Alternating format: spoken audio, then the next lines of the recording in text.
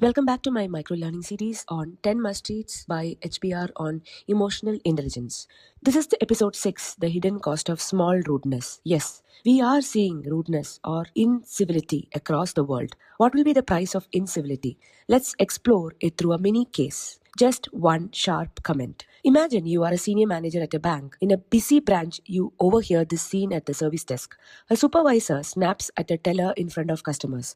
How many times do I have to tell you? You can't even explain the credit card correctly? Get it right or get out of my sight. The teller goes quiet, embarrassed. Customers look away. Some shuffle uncomfortably and a few leave the queue. That evening, HR logs 3 complaints about the rude lady at the counter. Next month's branch data shows 1. Lower customer satisfaction, 2. A drop in new accounts, 3. 1 resignation request from the teller. You are tempted to think it was just one bad moment. But research by Christine Porith and Christine Pearson shows that even a single incident can trigger big ripple effects. Next part is your turn. What happens next? If you were that teller, what might you do or feel next week?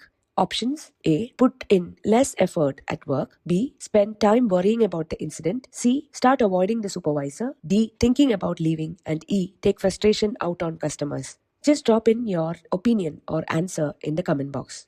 Research reveals that among 800 plus people who experienced incivility at work, Porth and Pearson found that 48% intentionally decreased their work effort, 47% intentionally decreased time at work, 38% intentionally decreased work quality, 80% lost time worrying about the incident, 63% lost time avoiding the offender, 78% said their commitment declined, 12% actually left their job because of it, 25% admitted they took their frustration out on customers. So every option you picked is realistic and costly. Now let's move on to what customers see. Porth and Pearson tested this in a bank scenario very similar to our case. Participants watched a bank representative publicly reprimand another employee for giving incorrect credit card information.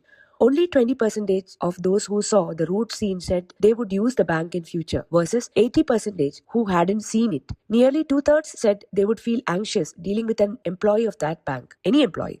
So, the point we need to keep in mind is that customers punish the brand, not just the rude person. One sharp comment can cost loyalty, revenue, and reputation.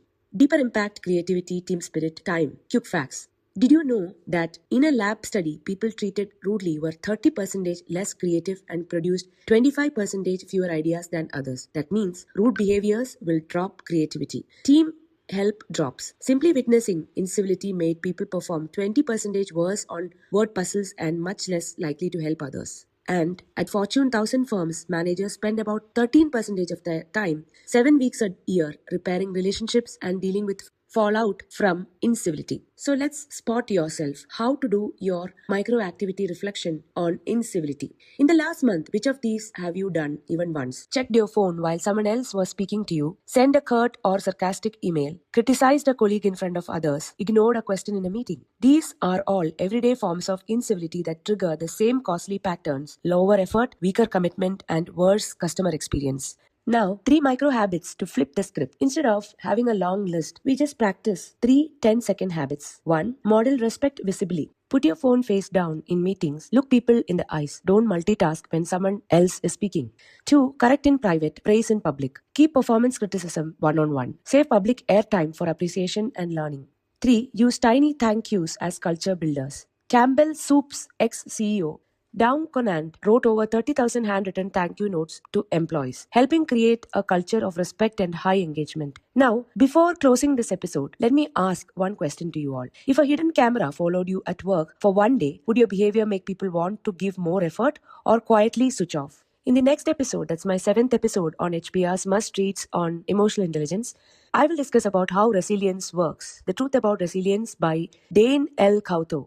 This is Rajni Ramkumar signing off from my micro learning on emotional intelligence.